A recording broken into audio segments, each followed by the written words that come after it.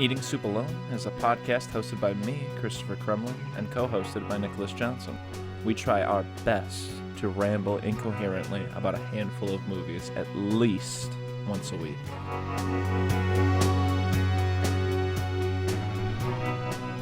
Chris, Nick, go ahead, do it. happy 2025. Happy 2025. It's the new millennia. Yeah, why not start it off? Go ahead. With a bang. Rip it out. Tron. Rip my heart out, why don't you? We tried to see Sling Blade. Tell me you didn't like Blade. Come on, just say it. There's no way to legally watch Sling Blade, so we just watched regular Blade. And I'm Nick sorry. didn't like it.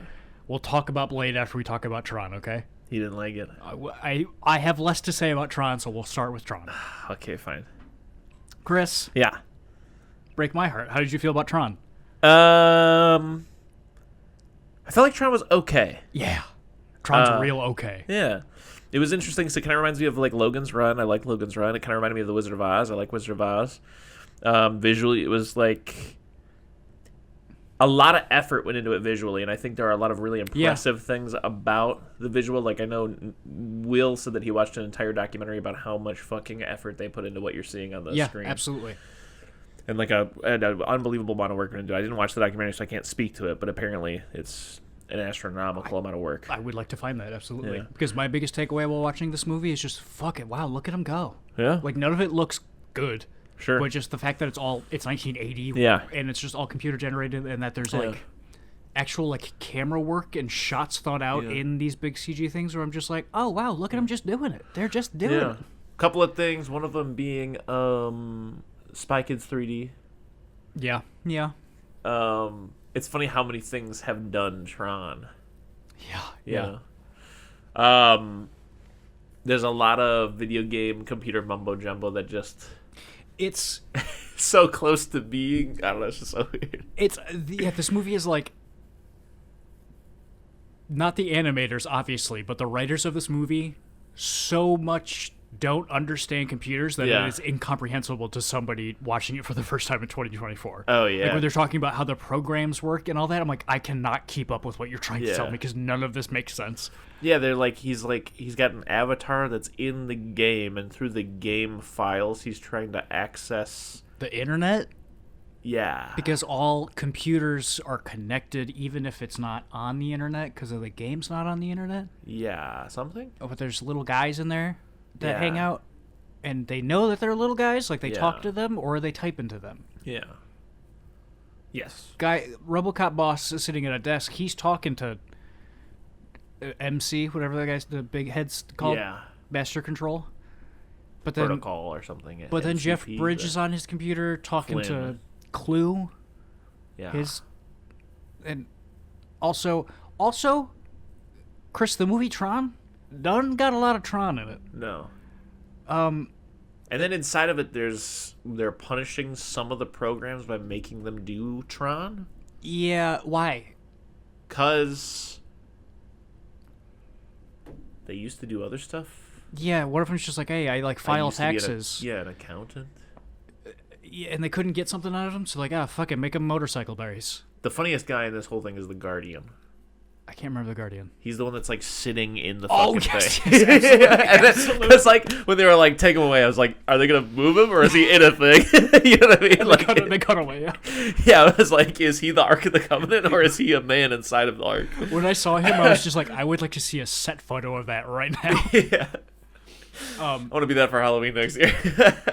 Oh my god, their names are all so funny too. Yeah, what are they? Like the first two guys that you see who are in the thing together, he's like, hey Crom, I'm Ram. Yeah. It's like, hey, have you seen Dorn or Bork? Oh my god, it's so fucking good. I think the movie sonically kicks a lot of ass.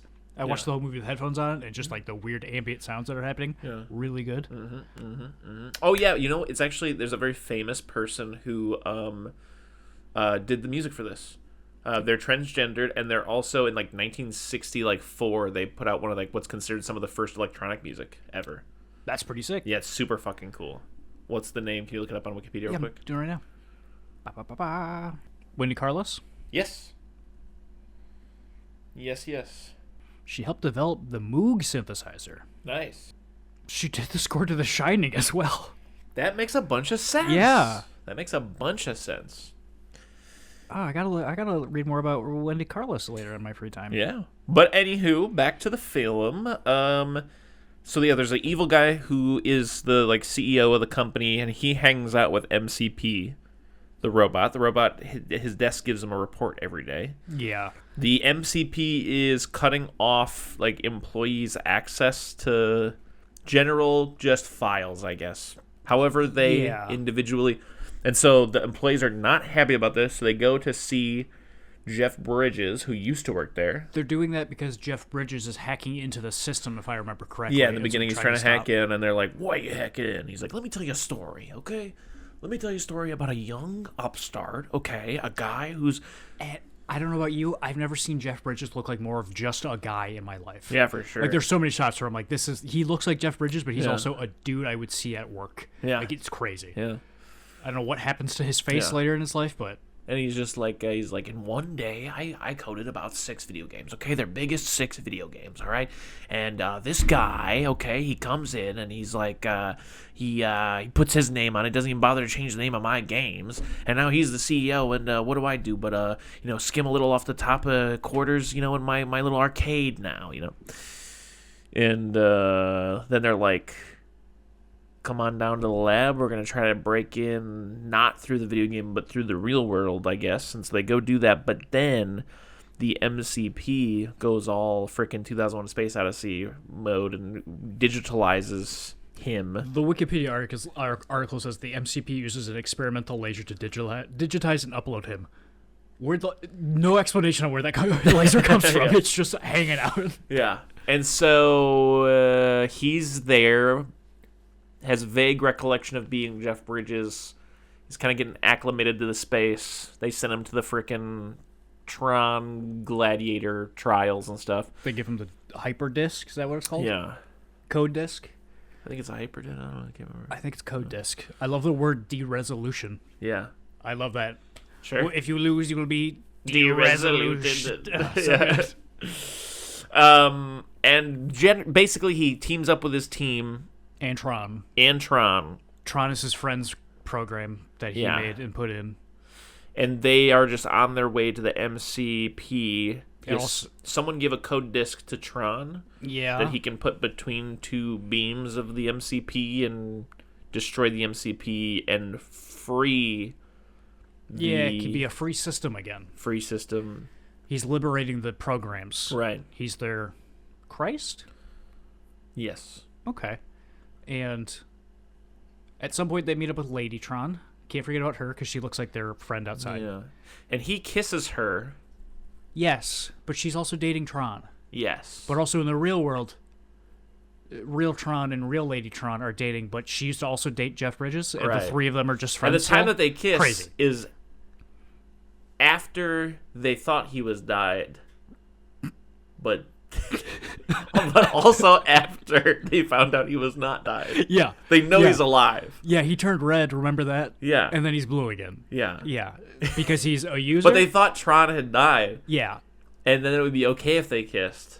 But then they know he didn't die. Yeah. And so it's not okay that they kissed. And they're like, hey, this can't work because Tron's back, and also I'm a guy in your computer program. This is a fun movie. It is. Also, because he's a guy, he can make stuff with his mind, but also he's not good at it. Yeah. And the way that he kills MCP is Jeff Bridges just jumps inside of him like a slide. Yeah. And then Tron throws the disc. Yeah. And then it turns out to be like a Wizard of Oz thing where there's another guy in a little chair in there who I don't know who that old man's supposed to be. Because the other old man is the founder of the company that's talking to RoboCop boss at the beginning. Remember? No, but continue. And then Tron throws the disc and he explodes. Yeah. And the system lights up again. And it looks like a bunch of album covers. And I like that a lot. Oh, yeah. And then... That's about it. The proof that he comes out of the computer and gets... proof, right. With proof that he made the games. And that proof It's just a printout that says... piece of paper that says, hey, Jeff Bridges did it. Yeah. And the whole time I was like, that's going to hold up in court, buddy. Yeah. Good. Go ahead and take that all the way up to the Supreme Court. And then it does. And I see, then it cuts to the craziest shot of a helicopter I've ever seen. Yeah. Oh, They're yeah. standing at the building, and this helicopter comes up at a 90-degree angle and then lands on the roof. I like how the way that they show that Jeff Bridges is successful now is he just shows up in a helicopter and then the credits roll, like, without even any dialogue. Yeah, he just shows up. Over. And then, hey, man, aren't we all programs when you think about it, man? And then it's over. Every time... Kind of a blasphemous movie, because it implies that, you know, it creates this, like, Christianity-like religion where the programs believe that there are users or whatever. And when they meet Jeff Bridges and he says, like, to Tron, like, I'm a user, there's a point where, like, Jeff Bridges says, like, oh, this is going to be a dangerous mission, and Tron says, but, you know, the users have a plan, so, like, why even get worried? Because there's a plan. It's just going to go the way it's supposed to. And he's like, no, man. He's like, that's kind of the reality of being a user is, like, we've got about as much idea what's going on as you guys have. Yeah. So, pretty crazy, too. Pretty crazy. And then, well, two things. One, every time someone talks to a computer in this movie, when the computer's done, it says end of line. Real fucking dropping the ball that the credits in this movie don't end with end of line. I fast forwarded to make sure it does not end with end of line. But so now I'm curious. As a fan of Tron Legacy, yes. Yeah, how did this live up to your expectations? And, you know, do you prefer one or the other? I mean, how is Tron Legacy changed for you now? I haven't seen Tron Legacy in 15 years, probably. Sure. Or when did this movie come out? Are these cohesive? Do these create a cohesive... Yes, this movie came out 14 years ago, so I nailed it. I watched the first, like, 4 minutes of Tron Legacy after this. Yeah. I was like, I gotta watch Blade, so I can't continue to watch Tron Legacy. Yeah. And I was immediately kind of taken aback by it because can you think of another, for lack of a better term, Legacy sequel before Tron Legacy? Like, you know, these sequels that we're doing now, X amount of years after the 80s movie came out? No, that might have been one of the first for sure, yeah. And so, like, Tron is the first computer movie, but it's kind of shaky and doesn't really do it great with the CGI. Yeah. I feel like that's what Tron Legacy did with, like, Legacy sequels. But something I really like about Tron Legacy is the when you see Tron World now, it's real slick and real cool and looks all sexy and, like, modern technology, you know? But it's not... The Tron world doesn't age with us and now looks cool because technology is better. That movie starts with Jeff Bridges talking to his son, and his son has Tron posters and Tron toys, and they all look like cool Tron Legacy stuff. So that movie starts and just goes, it's always looked like this. It's always just been cool and sexy, okay? Just pretend it's always been cool and sexy. I really like that for some reason. Okay. And I'm really excited to watch Tron Legacy. I don't think it's going to be a good movie, sure, but I'm just excited to watch Tron Legacy now. Yeah. I don't know why. And to be perfectly honest, I don't remember a lot of Tron Legacy. Sure. So I said I like it, but I'll report back next week. Yeah, interesting that they go with the it's always been sexy thing, because it's like, it seems like such a natural progression since it's a video game movie to just be like, yeah, that's Pong. Now we have Super Smash Bros. Like, this is what Tron looks like now. Yeah. Well, interesting. So, whatever. Ultimately, I give Tron a C+. Not a C++? Is that an internet term? Or a coding term? Funny guy, Nick. Thank you. I want to give Tron a C++. I want to give Tron a C+, yeah. All right. Up next is Blade. Can I ask, do you have a relationship to Blade at all? My relationship to Blade is that I know Blade. Yeah. And as your friend, I know you like Blade quite a bit. I love Blade. And I've just never gotten around to it. Right. And you, well, what's your history with Blade? Like I said, loved it. It was my favorite movie for a very long time, especially around, like, first grade, I want to say. I definitely got in trouble for quoting it in school because I either quoted a scene where he says damn or hell. Are you out of your damn mind? Maybe. It might have been the line. Not some motherfuckers are always trying to ice skate uphill? Probably not that one. That was probably a little too hardcore for young me. But I've probably told the story on the podcast, but I'll tell it again because this Blade episode that I used to put on my mom's pantsuit and pretend to be Blade. And hell yeah. also would wear the pantyhose sometimes for some reason. I remember, my mom being like, "We're going over a friend's house for dinner," or whatever. And I'd be like, "Oh, let me change." She's like, "There's no time," and I was like. So we went over there, whatever, and I remember getting there with my shoes on, and like the guy being like, "All right, it's a no shoe house, buddy. Take your shoes off," whatever. And I was like, "I think I'm cool. I'll just hang out by the door," you know. And he was like, "No, you gotta take your shoes off." And I took them off, and I remember him going like, pantyhose, interesting. And then like I don't remember anything else from the rest of the night. I just remember that embarrassment. Just white hot panic for the rest of the night. I could get that. Yeah. Anyways, but yeah, Blade, seen it a million times. I said it in text to you the other day. I genuinely don't think I've seen this film since I was in the single digits in terms of my age. Oh yeah. But literally every second was just fucking scorched in my brain. I love that. Yeah. First off, Chris Christopherson, outlaw country guy, but Whistler. Yes. Just gotta give a shouts out to my man Eminem real quick, because he's got a line where he says something to the effect of like, "You're Chris Christopherson, well I'm pissed offerson." That's like pretty good. It's really funny. Oh yeah, I'd like to make. I'd like to make a formal apology. Because while editing the 8 Mile episode, I went real hard at Eminem for no reason, and I'd like to apologize to Marshall. Okay, Marshall. We love Marshall. I'm not going to repeat what I said, but I was a little bit too mean to Eminem. Yeah, he said some words that the internet will never forgive you for. Yeah, so I'm sorry. Anyway. All right, let's talk about some stuff. First off, go on. I've got one thing I want to say. Wesley Snipes got in trouble for not paying taxes, correct? I buy that, yeah. Black people shouldn't have to. Okay. Go on. It's just it. Okay. Not going to elaborate any further? All right. And by the way, I said okay like that because I was like, oh boy, I can't wait to hear Chris explain this. And then you're not. I love that. That's great. Go on. Next thing, apparently, I took some screenshots from Wikipedia, so you probably have already seen these also. Marvel was not going to give credit to the creators, Marv Wolfman and Gene Colan. Don't know how to say Wolfman. So sick. Yeah. First off, I read a little bit that that Marv had sued. But anyways, they were not going to get credit for the characters they created, but David S. Goyer, wrote and directed the film. Wrote and directed the whole trilogy. He insisted, and he asked New Line Cinema, and they accepted, but representatives of Marv Wolfman said that he should only get the credit and not Gene, but Goyer insisted that both of them get credited. Here's another fun fact. This is a Marvel film, but there was no Stan Lee cameo. Isn't that strange? Yeah. He's an executive producer. I saw that. Stan Lee originally had a cameo that was ultimately cut from the film. He played one of the cops that came into the Blood Club during the aftermath and discovered Quinn's body on fire. Donald Logue. Here's another thing. Blade was Marvel's first successful film. Yeah, I can see that. Yeah. And, let's talk about Donald Logue for a second. Initially... I'd love to talk about Donald Logue. Yeah, I was like, Ryan Dunn vampire. Crazy. But then I was like... It took me a second to hear what you said. Yes, absolutely. But then I was like, oh shit, that's Donald Logue, whatever his name is. That's 8 Simple Rules, yeah. Yeah, 8 Simple Rules. So he was on Grounded for Life. Yes. He was also a Harvard graduate. He's got a history degree from Harvard, buddy. That's insane. Yeah.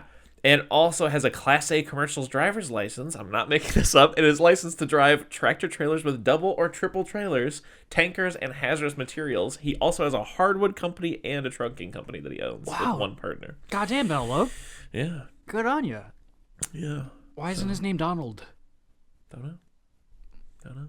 Do you think it is? And then when he joined... Donald Logue. Oh, you know why? Because I think he's like pretty decently Irish. Like he might even have been born there. Oh. So it's like an Irish name, I think, Donald Logue. That reminds you, Ray Fiennes, the actor? It rings a bell. He's the bad guy in Bruges. Yeah. Plays. Yeah. He's Voldemort. Yeah, he plays Voldemort. Yeah. His name isn't Ray Fiennes. It's Rafe. It's Rafe Fiennes. Crazy. I knew that. Just I was thinking about it for an hour the other day. So here's the first thing I'm going to say. CGI, a little shaky here. But endearing. Okay, yeah. It endeared me a little bit. Yeah. It was almost like you've probably seen some shit from Spawn. Yeah, that's not that good. But it's almost endearing. It's like it's almost video game-ish. I've never finished Spawn. I've started Spawn like 6 times. I couldn't finish. But you're right. Yeah, go on. Sorry. Anyways, that's just one note. The next thing generally is this felt very Batman Beyond to me. For one, you have the old man, kind of like Bruce Wayne, and then you have like the young gun out there fighting crime. But the crime that he's fighting is like techno rave-ish stuff, and it's so black and sleek and 90s that it just generally is like the closest thing I've ever seen that gets like, I can't think of anything else that gets closer to scratching the same itch as the Batman Beyond show does. Did Batman Beyond come out after? I want to say 99. It came out in 99, I want to say. Yep, you're right, 99. Yeah. So I don't know how much of an influence this would have had, because this is 98. Yes, and also... So that's kind of too short. I think it's just born of the same, you know what I'm saying? Like, the same ilk. Okay, I was going to say, this movie reminded me a lot of Batman Beyond, and there's some, like, straight one-to-one shots from The Matrix in this. Matrix also 99. Yeah, I know. Huh. Yeah. That's what I'm saying. I think this is a movie like The Crow that doesn't get enough credit for capturing, like, 90s culture just as well as anything that we've listed to this point. Yet for some reason Blade gets overlooked a lot, in my opinion. Yeah. I think of Blade as an underdog. Anyways, but yeah, no, I think of this film as like another way that I was thinking about it was like The Crow meets The Matrix. I feel like it's the bridge between those two different types of 90s. Oh, absolutely. You know what I'm saying? It's the bridge between like the early 90s grunge supernatural shit into like the late 90s video game, anime, rave, 2000s. early 2000s sleek, which is neat. It's cool. It's a really cool cultural artifact, ultimately, is one of the things that I'll say about it. Obviously, it's like spotty and corny because it's an early... video game movie that like is also kind of like a catchphrasey action film. That stuff all ends up being kind of fun for me though, personally. But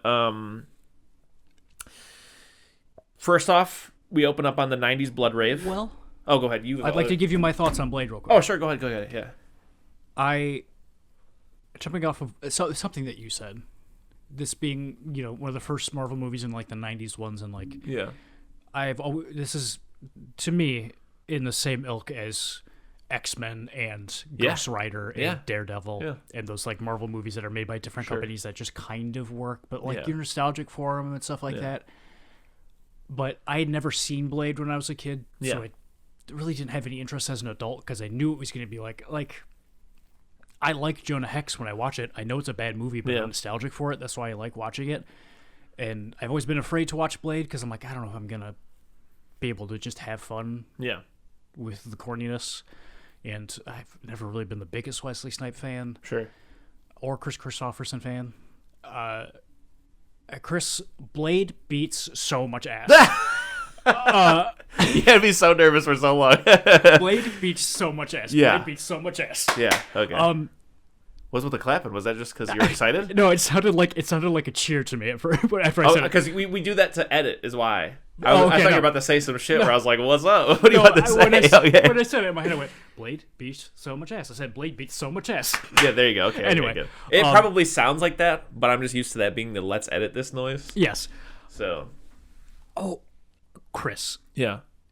This movie is on such another level from all those movies I just said. Yeah. It blows my mind that X-Men came out after this. Oh, yeah. I agree with you. I'm glad that we're on the same page about it being an underrated gem. Yeah, because I feel like I never hear anybody talk about Blade. Like, everything you're saying is true. The CGI is weird. It is a corny action movie, but I think it does everything it's trying to do perfect. So well. pitch perfectly. And like the character redesign is great. I don't know if you've seen what he looks like before this film. Yeah. But this is a good update for the character for sure. The only thing I can't buy in this movie, because like I'll accept vampires exist. Sure. The only thing I don't believe in this movie is that people walk past Blade on the street. Yeah, he's just out and about way too much. Nobody is stopping and going, yeah, that's the coolest man I've ever seen. Yeah. Anytime he walks into a room in this movie, I like almost audibly go, fuck. He looks great, so dude. cool. Yeah. He looks, when he first walks into that club, yeah, holy fuck, dude. Yeah, it's awesome. And like every, like his, Are we gonna watch Blade 2? Because Blade 2 is considered to be as good with less character development, though. I'll watch Blade 2. Okay. Is one of these Guillermo del Toro? I don't think so, but the third one has Ryan Reynolds in it, and it's the role that got him Deadpool eventually. Yes, because him and Guillermo del Toro directed too. Oh yeah, I'd love to do it then. Let's do Hellboy and Blade 2. Absolutely. I love his outfit, his costume, because it changes. Yeah. And his look, but it's yeah. You know, the same costume. even when I was a kid, I loved the one that he puts on where it's got a winter coat thing underneath it, where he's no duster. That looks great. I love it. I think what it is, it's a t-shirt, the jacket, Yeah. the bulletproof vest, and then the duster. And at one point, he takes the duster off, and the bulletproof vest is open, so it looks like a vest. And he's got the puffer underneath. Yeah. And then later, when he goes into the building, he's like, you know what? No jackets. I'm just gonna bare arms it in here. And like that's my biggest takeaway from this movie is Blade looks great. So and I also have to say the car is so cool to me too. the Blade Mobile kicks ass. The Blade Mobile is awesome because it's just a straight up just badass muscle car. Yeah. There's nothing crazy about it. It's like the kind of car that I wish Batman would drive. Yeah, personally. Absolutely. I think he kind of does in the Batman. Yeah, I think that's true. Yeah. There's a little bit more Blade influence I want to talk about, but continue. From the rip, the movie starts with those two people in the car and the camera's shaking like crazy. Yeah. And I went, uh-oh. Yeah. And then the title cards start popping up, and the fact that the title card Blade is in the same font in the same size as everything else, which is Blade is just kind of small and impact font in the middle of the scrin. So cool. Don't know why. That made me... That's so cool. Yeah, the New Line Cinema did this movie, right? Yeah, baby. This is very similar to the title card that not the title card, but the title sequence that the original Nightmare on Elm Street gets, just the red text on black. Yeah. But anyways, to talk about influence for a second, the reason why, I don't know if I sent it to you or not, but I was sending it to everybody, and they were like, why are you sending me this? But I kept sending this screenshot of the lady who wrote the books that True Blood is written based on. Oh, that's right, you did. I didn't know how to respond. Okay, so I sent that because in this film, Blade establishes, and hey, I'm not a vampire expert. Okay, maybe there's some board games or something that was also doing this at the time. But Blade, I was really taken back how much the world of Blade feels like the world of True Blood, in a sense. Because there's that one conversation they have later, and we'll talk about it, we'll talk about like a scene-by-scene breakdown in a little bit, but just for the sake of talking about Blade's influence, there's the scene where Deacon Frost is at the table of like the ancient pureblood vampires who've been around since day one, and they're talking about how like, hey, we can't just do whatever we want. We have to play nice so that like the human government, like we can kind of coexist, et cetera, et cetera. Yeah. And a lot of those conversations that end up happening in this, I'm thinking right now about how Guillermo del Toro directed the second one. That makes so much sense because there's like in the second one, Guillermo del Toro's Blade 2. There's like this like super vampire whose whole jaw like opens up. Hell yeah. You know what I'm saying? Yeah. And like I'm thinking back to how much that scared me as a kid. And I'm like, yeah, of course that's Guillermo del Toro. Who else would do that? Who else would do the mega jaw fucking whatever? But anyways, back to this. So all the conversations about human government and vampire government remind me of like True Blood. I can at least vouch for the first season being good, but in True Blood, humans know that vampires exist. They coexist alongside each other. I think vampires might have some of their own laws and stuff, but generally they have to abide by human laws also, I think. But True Blood comes from the name of like a synthetic blood that they've made so that they can drink that and not have to feed on humans. Some people still do in shady nightclubs. But you see how what I just said sounds a lot like shit from Blade? Like Blade drinks the synthetic blood, yada, yada, yada. So I was just watching this like I genuinely looked her up because I was like, okay, I know that Blade got a real big revamp going into this film from what he was in the comics. So, like, did they take influence from the True Blood books? But those books didn't get published until, like, 2000 and 2001. So I was like, oh, well, this predates all that shit. Wow, so that old lady just loved Blade. Can you blame it? I have no notes for this movie, which I think is a good sign. Sure. Because I've seen it a billion times, so that's why I have a million notes. But I was just writing shit down. All my notes come from the club scene. So much of my notes are just say parentheses cool or parentheses scary. Yeah, my third note is, oh my god, this movie is so cool. Oh, that's cool. I'm glad you enjoy this. And like I made a note of how cool I thought, because I knew about the blood sprinklers already. It's a cool concept though. Yeah, I love like especially like the framing device of this guy being brought there by like this girl. I'm watching it right now. Yeah. And he's like scared. He like loses her at one point, and then the blood comes, and it's called Bloodbath. And I also want to say so much of this soundtrack is cool because there are times where it's just ambient pingins and pangins or like drum lines. And then there are times where it's drum and bass, techno, house music, and then there are other times where it's like hip hop beats, but all of it is very like drum and bass centric. Yeah. It's very cool. I really like the sound design of the film. But yeah, so the 90s Blood Rave, awesome, and you're right, as soon as Blade, like... Oh, I also love that, before that, I love that just in the 90s, don't give a fuck about anybody with epilepsy. There's so many strobe lights. Yeah, there's a lot in this movie, for sure. But yeah, Blade shows up. I wrote down very specifically because I out loud went, whoa. When he stabs that guy up through the head into the ceiling. Yeah. Whoa, Chris. Yeah. Oh, yeah. And then the next note I have is after the Blood Rave, so we'll talk about keep talking about the Blood Rave. Donald Logue. Yeah. Donald Logue. He's fun in this. Great in this movie. He's fun in this. He's very funny. I think he plays a great shitty sidekick. Yes. And I love how often he loses his hands in this. That's very funny. It's a funny running gag. But yeah, I don't have any more notes for the Blood Rave, so whatever next, go ahead. He comes in, everybody stops. Yeah. And it's slow motion of everybody standing up and looking at him, and like some people are running, but some people aren't, and just everybody's going, "Oh fuck, that's." Like, you hear people going, "Oh fuck, that's him." Yeah. So sick. Very cool.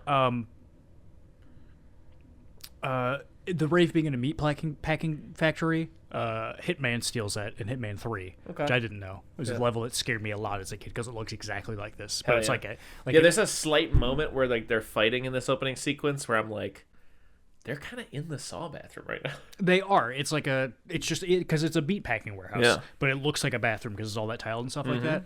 And yeah, in Hitman, it scared me as a kid, just constantly. It's like a S&M kind of party as well. Yeah. And you can like hang people up on the hooks and stuff like that. They're very spooky, and that's what this reminded me of. But God, I'm just looking at him just beating the shit out of people. It's so good. And it just looks great. I think they do it a couple times in this movie, but I think it happens for the first time here where he's just like in an arena, basically. Like just in a circle, and people are coming at him from every angle. It's great. Yeah. He's just so good. And he lights Donald Logue on fire and fucks off. Yeah, and real quick, I do want to take a moment because the next thing that I have written down is the burnt up Donald Logue.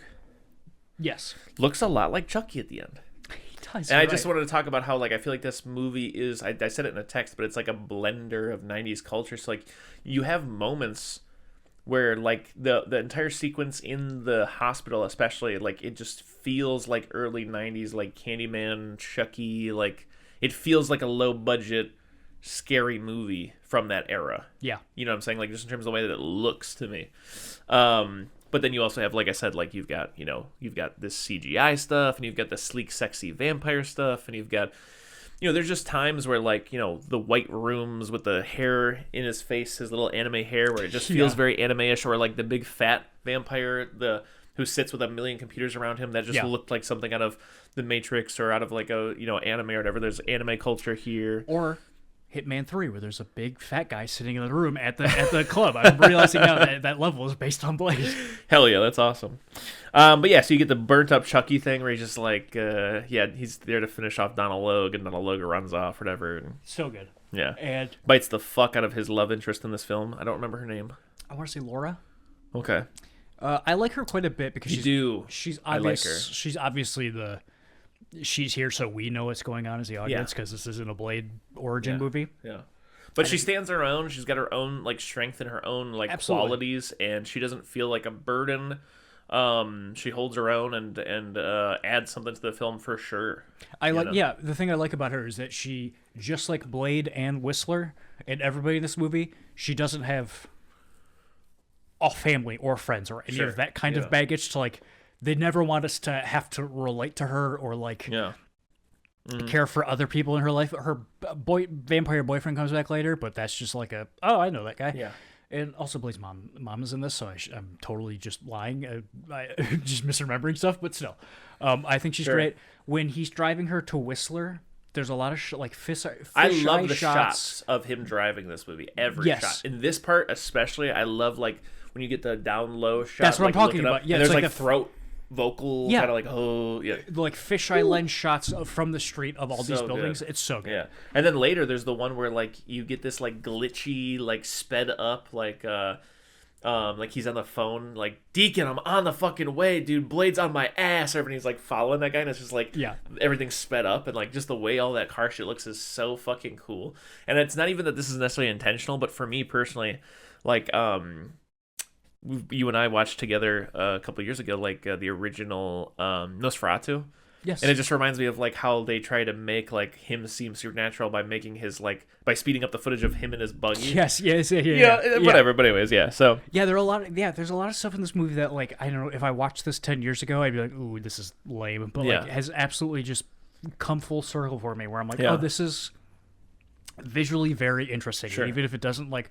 If it's not 100% there, it still works for me. I'm like, it's super cool. It's I know what you're saying. Like, yeah, there is that thing where like there's that middle ground between stuff where like I feel like everything goes through that cycle, or a lot of stuff does, where it's like cool, and then it's like nah, we're cooler than that stuff now, and then like 20 years later, people are suddenly like, no, that's actually kind of badass. Yeah, because after something's cool, there's a period where you have to. You just move on to the next thing. You just gotta move on. Yeah, which involves you rebelling against that thing and doing something that's the opposite. And so by the time you move off of that one, you can look at two cool things ago and go, that was pretty cool, actually. Yes, yeah. And so it's perfectly in that place now where I can look at this and be like, no, that's really fucking cool. Like if I was sitting in the movie theater and basically this came out, like obviously the CGI wouldn't be this bad. But generally what I'm looking at, if it was generally the same, like they were doing the same kind of shots or like that, I'd be like, holy fuck, this is fucking awesome. Yeah.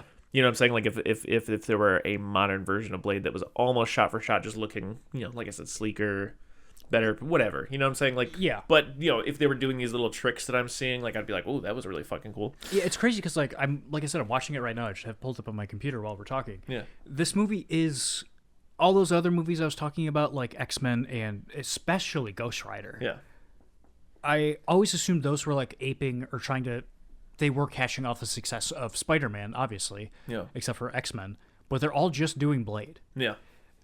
I hear you. Like, yeah, and I'm sure as we watch the second and the third one, you'll get an even better sense of how that aged into the 2000s, and those will probably look even more like those things to us, especially the third one. I'm imagining the third one is probably going to look, maybe not as cool as the first one did. But it's just amazing to see, finally watch Blade and see all of those things. Oh, the source in a sense. Yeah, to watch all those things that kind of suck and don't work, just be pitch perfect. And actually well, you know what it reminds me of, honestly? It reminds me of like how like Nickelback and shit like that is kind of just doing like Nirvana and like those early grunge acts, like how there's this like post-grunge like radio rock thing where they're trying to make that sound, but it is just, it's like that kind of a thing. Yeah, absolutely, yeah.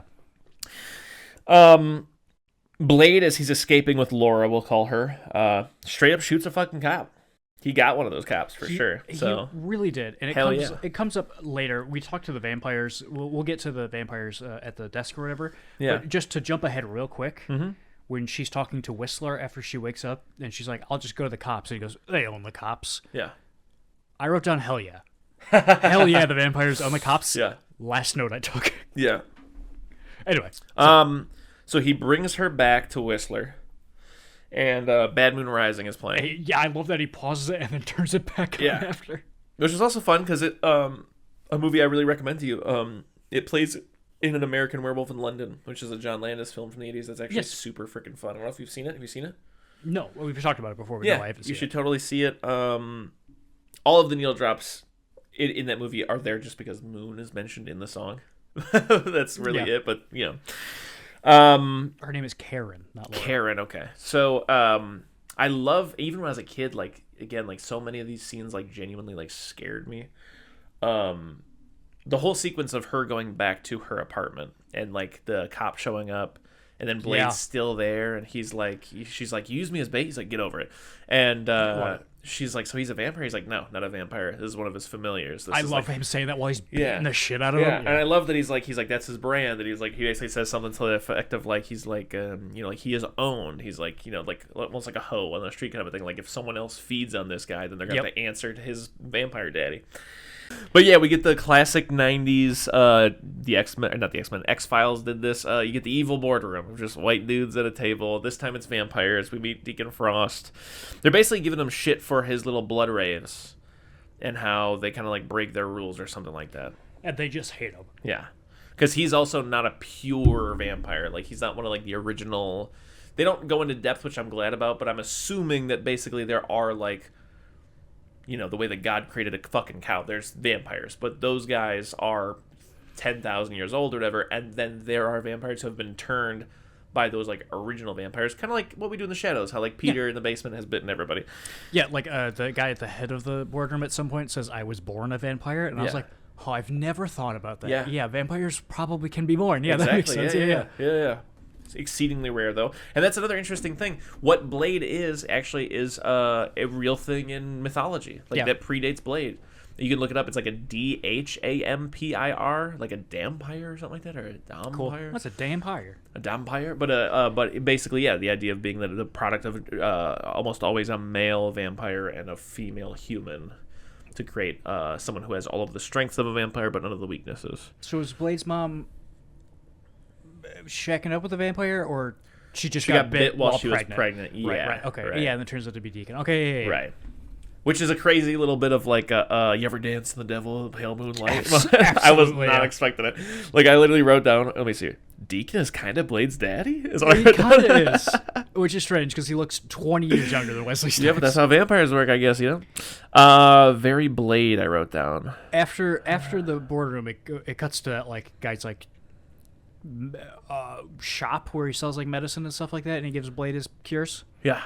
This is the part where I was really like, holy shit, this guy's just standing in a room, like just Blade in this ordinary place. It looks so fucking cool. Yeah, I know. I feel like if I knew Blade, I'd be like, God damn, man, just killing it. Like, I could never see him and not be like, dude, you're fucking looking fly. Dude, he got that shit on every time I see him. Then we cut to, I like all this shit. Like, I love, Blade does such a good job of this. Like, obviously everything in Their Mother is done vampires. It's not always done well, but Blade does this really cool thing where, like, I don't know, I love, like, my mind, I get such a like tingly, pleasurable sense of like the idea of these ancient vampires, like their archives. You spend so much time in the archives, and Deacon's trying to like decode some like ancient prophecy, but he never talks about it. You just kind of see these things. You just see a little Tron thing on a computer. With vampires. Yeah. And then they end up in that one room. We'll talk about it in a little bit with like all of the like literal ancient like fucking whatever you call it.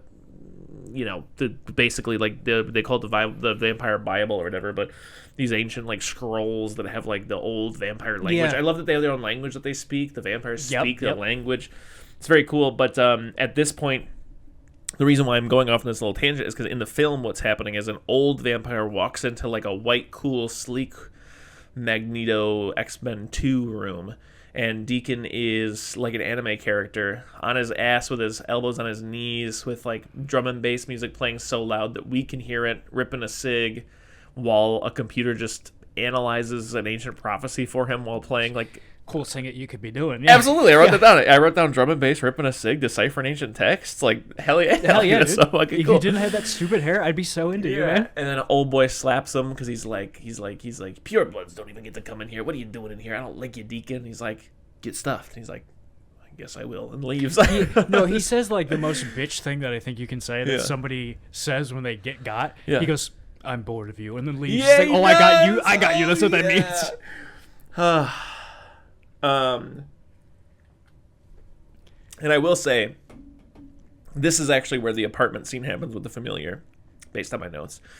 The scene of her in the hallway where she notices their neck tattoos and like is like all tense in the hallway thinking that they're gonna get her, that whole false scare. Yeah. Great. Wonderful. I think it works especially well because Whistler just said, if you look around, you'll see them everywhere. It gives her vampire mace. So cool. Yeah, but also the thing that, like, just because you see a vampire doesn't mean they're after you. And it just fleshes out that idea that, like, yeah, they're, like, just around. Like, those are some those are other people's familiars. Doesn't mean they're after you, but they're around, you know. And they probably look at each other and then at her in the elevator because, like, this lady smells like a vampire. Right? She's got the tattoo, but she smelled like a vampire. I wrote down sped up railing scene. Oh, I probably meant tailing scene. This is where he gets tailed, the familiar. Yes, I'm looking at it right now. Yeah. It looks great. I love it. It looks really fun, yeah. He ends up at the... This is what I wish nightclubs were. Women not stripping, but they're kind of wearing sexy little whatevers, like skirts, I guess you call them. And they're singing a song. and it's just a sea of Asian men wearing sunglasses and smoking cigarettes. I forgot. I'm looking at this right now. I forgot about this. Yeah. Like, if I said, you want to go clubbing tonight, and that was the club, we would have no money because we'd be paying to get into the club every night. And these guys are all vampires, too? This is so sick. This is so sick. Yeah. So awesome. But basically... why is everybody in this club Asian? Yeah. Besides wearing sunglasses and smoking cigs. Besides our main characters. Yeah. This is crazy. Sorry, it is. But whatever. Then we get into the part we were talking about with the Blade being in the room with the ancient vampire Bible, and we meet Pearl, the record keeper. When I was a child, I remember them torturing the information out of Pearl very well with the UV light flashlight. That was pretty gruesome. Yeah. Yeah, I love the way they shot the scene where he hears the little girl, and he tells Karen to be quiet, and he just keeps listening, and we keep getting flutterings of her like passing by and stuff. I was like, oh, this is really good. But Ryan Dunn shows up. Yes. He kind of fucks up Blade for a second, but then Blade is fucking up Ryan Dunn in this movie a lot. Yeah, it's his whole thing. Yeah. I'm just looking at the big fat vampire. He's hard to look at. His voice is funny too. It is. And then also we get the scene where Deacon and his friends put on like the UV protection like powder, and they take one of the old vampires out there to see the sunrise for the first time. And he fucking explodes. Yeah, and he defangs him. I was like, God damn, this is pretty disrespectful, you know? Yeah. I don't know where I put it, but there's... Oh, yeah, it is right here. The Ryan Dunn chase continues into the subway, and Ryan Dunn's face gets, like, pushed into the subway car, which they do in Spider-Man 3 with Sandman. Absolutely, yeah. Yeah. He fucks up Ryan Dunn. Over and over and over again. And he says it the first time, too. He's like, I'm so tired of killing you, I thought I'd try fire this time. It's like, dude, Ryan Dunn, knock it off. You know what's happening. Yeah. But this part said they kill Piss Christopherson. I wrote down they kill Chris Christopherson, and now Blade is Piss Christopherson. Yes, absolutely. Such a sad scene where, like, he's sitting there, he's like, give me the gun. He's like, now walk away, you fucking dumb shit. And like, you can tell Blade is like... I don't want to... Yeah. You know? And he's like, walk away. And then he does. Like, oof, that part was getting me. There's that part in the park with the little girl. There is, yeah, where they show up. They're wearing the powder again, yeah. And he throws that little girl 100 miles away. He does, yeah. And she's fine, but then she almost gets hit by a bus. Yeah, and he saves her. And then he sees Chris Christopherson. He gets pissed Christopherson. The red bubble face explosion thing is really cool to look at, in my opinion. I like that effect. Yes. There's one girl who's on the ground that's mostly not CGI, and then there's one girl that is CGI for some reason. I like the one that's practical more, but I like that look. I will say, yeah, it's been established that Karen is like... She shows him what like coagulant does to like vampire blood and makes them explode. Or that he shows up and he uses it on those two girls. And so then there's that cool part in the third act where like Deacon Frost thinks it's his serum. Yeah. He doesn't even know that it's that, you know? So great. Blade's name is Eric. We learned his name is Eric. The whole movie, I was like, it's so cool that his name is just Blade. He doesn't have a secret identity. Yeah. You know who else's name is Eric? Who? Crow. Eric Draven. Oh, wow. And Magneto. They kidnapped Karen. You should have killed me when you had the chance. Can we watch X-Men again? Along with Hellboy and Blade 2? Let's watch X2. Isn't that where that one comes from? Because he's in his, like, plastic prison. And yeah. Patrick Stewart comes to visit him. Yeah. You should have killed me when you had the chance. We'll do those eventually. But when Blade shows up to their complex or wherever they are, their penthouse, wherever the underground vampire stuff is, I'm looking at it right now. Yeah. This is the scene in The Matrix when Neo and Trinity come in at the ground floor of that building, and there's like all the pillars in the lobby. Yeah. This looks exactly the same. Yeah. And so... Being that this is all anime and video gamey and shit like that, I'm sure and so the Wachowski siblings liked it. Yeah, absolutely. This would definitely be up their alley, I can only imagine. But yeah, they do this thing where his mom is there. That's how Deacon disarms Blade. By she's the lady in the box. Yeah. And he's like, oh, you didn't know that I sucked on your mama's neck and now I'm your daddy? I'm your vampire daddy? Also, I like when Blade is fighting these two women. The one you said is CG and they're not CG. He's just like, yeah, I'm just not going to use my guns. I'm just going to punch these ladies. Yeah. Blade feeds. And this, when I was a kid, I remember him being in that machine where they're like bleeding Blade and being like, "Oh God, so gruesome." Blood freaks me out to this day. So there's a lot of blood stuff in this movie that, like, when I was a kid, really freaked me out. Freaks me out now, but it really freaked me out when I was a kid. They put him in a Hot Toys action figure box. They do. Or like those things that Woody gets put in when he's going to get shipped away to Tokyo in Toy Story 2. Yeah. Also, then lightning with a bunch of ancient vampires and stuff, but continue. I was going to say, Blade, all of Vampire's powers, none of their weaknesses, except Blade's one weakness, tasers. Yeah, he gets tased so much. Oh, yeah. So much. And then the ancient vampires get lightninged. They do. I like that when they're getting lightninged, their skeletons crawl out of their mouths. And then fly around. Yeah. Crazy. Yeah. But basically, they're like summoning some ancient blood god called Lamanga or whatever. And La Bamba. I wonder if they just ran out of budget and they didn't want to make a giant monster, so instead they just kind of like, without even saying it, just kind of imply that Deacon's like possessed by the blood god. Yeah. He's got the red eyes. Yeah, bye-bye. I don't care. That's fine. Oh, yeah, no, it's fine. It's fine. Yeah, love it. It's fine. I prefer it to a big monster, probably. Yeah. But Blade feeds. He feeds on Karen. Oh, yes. Goes on for so long. It does. It's sensual. It's supposed to be Blade sexy. kills his mommy. He kills his mom. Yep. That was a little too close to getting sensual. Oh, yeah, his mom, like, almost kisses him. Yeah, that was weird. And then we get the cool scene with him and Deacon where they sword fight for a bit. I love the way that he approaches, where he's like Samurai Jack holding his samurai sword and stuff. It's cool. It's all cool. But he does that cool thing where he like throws his sword up, which we've established does the hand annihilator. Yes. And it like knocks loose the rubble and his serums fall. And Deacon's just like, bro, them serums ain't going to do you no good. And then he throws them all at him. And Akira explodes. Yeah. He explodes like Akira. Oh, we missed my favorite part of the movie earlier down the logos thing. So the sunglasses, and then Blade cuts his head off and catches the sunglasses. Yeah, dude, so cool. But even cooler than that, Blade in the snow at the end. Oh my god! In Russia, I think. Does this do a Rocky 2? Does it pick up right there? I don't know if it'll pick us up right there, but I think we get a lot of him in the snow in the second one. Hell yeah, dude! Which, pretty cool. Pretty stoked about that.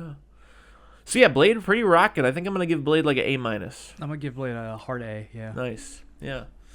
And that pretty much does it, I think, for this. So next episode, are we committing to Blade 2 and Hellboy? Hellboy? Yeah. That'd be cool because it'd be like a double Guillermo situation. Yeah, I love a double Guillermo. Yeah, interestingly, what I was going to say. Chris is a double Del Toro. That's what we should have said. Double Del Toro. Yeah. My last note was next pick is Equilibrium, but before I finished Blade, I was like, I feel like it's gonna be Hellboy. So yeah, that's good. Yeah, I'm glad. Maybe the next one after that could be like Spawn and Equilibrium. Equilibrium at X2. Equilibrium at X2. Yeah, sure. All right. Wow. So we're just gonna go back to them good superhero. We're gonna have the good old days. The years 1999 to 2005. I feel like this was probably a short episode, huh? A little bit, yeah. Whatever. It's the start of the year. Yeah, we didn't have a lot to say about Tron. No. What did we clock in at about, roughly? About just under an hour. That's not awful. That's not horrible. Yeah. That's not horrible. Yeah. Well, Happy New Year again, and that's that mattress from my hand.